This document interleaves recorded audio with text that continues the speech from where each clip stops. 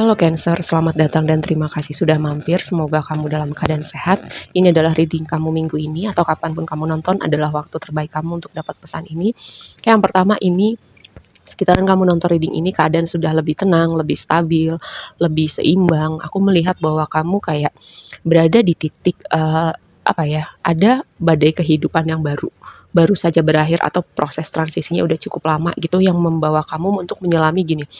Ketika momen challenging dalam hidup kita, kita akan melihat hal-hal tertentu, membuat diri kita untuk kuat berjalan. Kayak ada hal-hal tertentu yang baru akan muncul ketika ketika ada badai kehidupan gitu. Kekuatan, cara berpikir, kemampuan kita untuk adaptasi. Nah, termasuk di dalamnya untuk melihat pattern-pattern, hal-hal di belakang yang belum pernah dilihat selama ini. Semoga bisa dipahamin ya. Karena gini, ini ada energi badai, lalu energi oracle kamu itu ada 12 house introspeksi, kata kuncinya. Rumah kegelapan, rumah ke-12 itu rumah kegelapan gitu. Tapi ketika kita menyelami rumah kegelapan, melihat hal-hal yang kita tidak mau lihat gitu selama ini, kita bisa membawa transformasi gitu ya. Karena itu juga rumah yang sifatnya alam bawah sadar gitu. Ketika kita mau melihat hal itu gitu, menyinari kegelapan itu dengan terang, ya kita bisa membawa transformasi dalam hidup kita. Misalnya gini, pola-pola hubungan yang pernah kita lewatin atau interaksi kita sama manusia, cara kita melihat pekerjaan, cara kita melihat abandon, itu kan banyak dipengaruhin sama ada semacam programming di alam bawah sadar yang kita bawa dari kita kecil gitu ya. Atau bisa jadi juga dari kehidupan sebelumnya. Nah, ini karena di sini ada badai, kadang kita nggak mau melihat hal itu sampai kita dipaksa dalam tanda petik oleh semesta gitu ya. Nih kamu nggak bisa lari lagi, nih kamu harus melihat hal ini. Ibaratnya kalau aku nggak kasih badai ini, mungkin kamu nggak akan pernah mau lihat hal ini, gitu ya. Semacam ada penonton aku yang mungkin selama ini lari dari hal ini gitu, atau nggak mau lihat hal-hal yang sebenarnya perlu dilihat, ilusi-ilusi yang kita temuin dalam kehidupan kita sehari-hari. Nah ini cara semesta membuyarkan ilusi-ilusi tersebut, itu ya. Rasanya nggak nyaman tuh lihat energi berikutnya climate gitu. Ini energi yang nggak nyaman, tapi ini yang harus dilewatin supaya apa? Yang tadi, ketika dalam fase badai mengguncang itu akan ada kekuatan yang tadinya tidak keluar, akan ada kemampuan adaptasi yang tadinya tidak terlihat, gitu ya. Ada perubahan pemikiran, ada perubahan cara hidup gitu, ada level kekuatan juga yang berubah. Dan berikutnya adalah South Node. South Node ini gini ya, di sekitaran kamu nonton reading ini, mungkin ada kemunculan orang lama ya. South Node ini kata kuncinya pas masa lalu, tapi aku nggak selalu melihat itu misalnya orang dari masa lalu, tapi untuk reading kali ini aku melihat kamu kayak dihadapkan gitu, ada orang masa lalu muncul ya, konteksnya hubungan romantis. Di situ ada Two of Pentacles ya, terus ada caring connection. Terus ini orang masa lalu, terus kemungkinannya gini, ada orang masa lalu, terus kamu di masa sekarang baru ketemu orang baru juga, baru kenalan, konteksnya hubungan romantis ya. Atau gini, kamu misalnya lagi single, terus orang masa lalu nih muncul lagi ke permukaan seperti itu. Dan energi Two of Pentacles itu adalah kayak memilih gitu, memilih orang lama atau orang baru, atau memilih membiarkan orang ini masuk lagi ke hidup kamu atau enggak gitu ya. Nah semuanya itu terserah kamu, karena seburuk atau sebaik apa gitu perpisahan kamu dengan orang ini, atau sudah seberapa banyak tiap individu di dalamnya berubah gitu ya dari terakhir kali kalian ketemu atau berkomunikasi. Dan advice yang pertama buat kamu adalah bring love into the situation.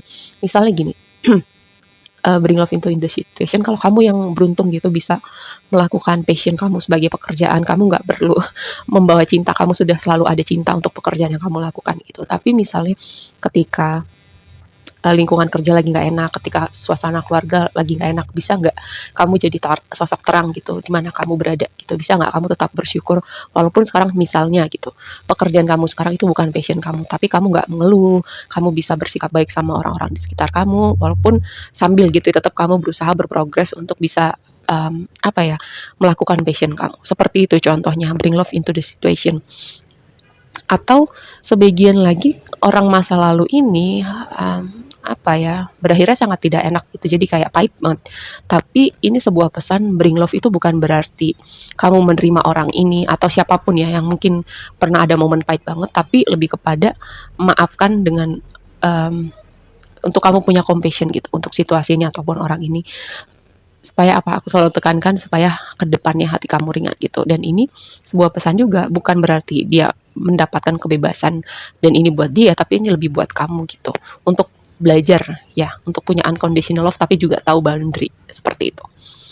Oke, yang tadi itu aku bilang, nih badai ada tapi justice. Aku melihat jadi kayak yang tadi aku bilang di awal, keadaan sudah lebih tenang, lebih stabil, lebih baik.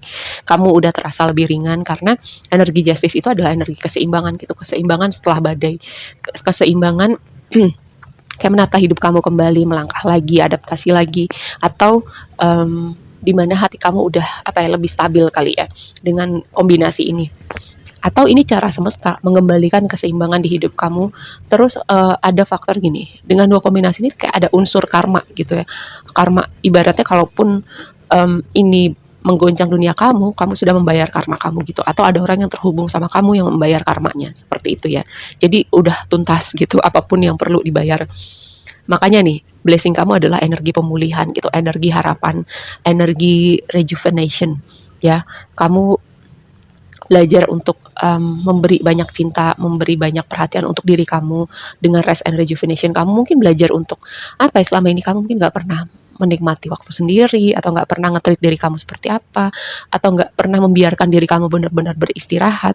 Dan ini cara semesta gitu untuk kamu bisa diam atau break sejenak, istirahat sejenak, menjauh sejenak dari drama gitu ya. Yang pertama aku dapat vibe-nya seperti itu. Lalu ini energi pemulihan harapan tadi aku udah bilang, dan the star itu ada sesuatu gitu, kayak kekuatan di balik layar yang akan menuntun jalan kamu. Karena di sini ada energi love, bisa jadi untuk kamu nih yang udah gak mau urusan sama orang masa lalu gitu ya. Ada kekuatan di balik layar yang akan menuntun kamu untuk bertemu dengan cinta kamu gitu ya.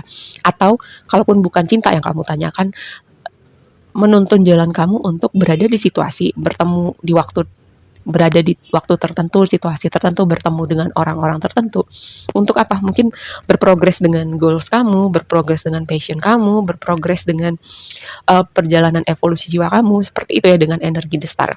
Dan ini posisinya ada di blessing kamu. Selain juga sebagian dari kamu mungkin punya reputasi ya, seperti bersinar gitu, karena star itu juga aku melihat sesuatu yang bersinar. Yang jadi tantangannya King of Cups ini energi water ya. Water itu Cancer, Pisces, Scorpio, the world. Ada sesuatu. Aku mendapatkan sesuatu, orang yang jauh gitu tentang dunia, air. Apakah kamu dan orang tertentu kayak terpisah pulau, terpisah negara, jadi jaraknya jauh banget. Terus ada juga aku mendapatkan vibe tentang berlayar atau traveling dengan air gitu. Tapi kalau ini jadi tantangan, pertama bisa jadi jarak ya, dengan orang tertentu atau situasi tertentu. Lalu yang kedua, King of Cups itu harusnya orang yang mature ya, secara emosional tuh udah mature. Tapi ketika jadi tantangan, ini bisa jadi sosok manipulatif, sosok yang emosinya nggak kontrol, naik turun atau nggak stabil, atau mungkin dia punya isu dengan kesehatan mental ya. Dan bisa jadi juga atau ini pesannya buat kamu gitu ya. Ada yang perlu berubah gitu dengan cara kamu melihat dunia tentang perspektif tertentu. Tapi kayaknya udah sih ya, kamu udah dalam progres seperti itu gitu. Karena tadi kamu udah melewati guncangan, menyelami kegelapan, dan udah banyak yang berubah gitu untuk kamu berada di titik ini gitu ya. Tapi ada kemungkinan yang tadi lainnya, mungkin ada sosok seorang yang itulah tadi aku udah sebutin. Nah, tadi Two of Pentacles, Carrying Connection aku udah bahas. Terus advice-nya Nine of Swords dan Woman Holding a Coin. Bisa jadi ya orang ini selain dia memberikan cinta, dia juga berlimpah gitu ya, atau orang yang kamu temuin di tempat kerja, atau mungkin awalnya dari prospek kerja terus tumbuh rasa cinta, bisa jadi. Tapi dengan ini kayak ada suatu isu kegelisahan gitu dengan keuangan, dengan finansial. Di saat kamu gelisah gitu, di saat kamu mungkin merasa putus asa, di situ bantuan datang. Nah, kayak vibe yang biasa aku dapat di film-film gitu, di momen-momen kritis, di situ keajaiban terjadi. Yang aku dapat vibe-nya seperti itu ya, nggak terbatas hanya pada kondisi finansial atau keuangan atau pekerjaan, tapi ada sesuatu yang kayak di momen-momen seperti terpojok banget, gelisah banget, mentok banget, di situ kayak keajaiban itu terjadi. Jadi kamu tenang aja. Aku rasa segitu aja dulu readingnya, semoga bermanfaat dan sampai ketemu di reading berikutnya. Bye.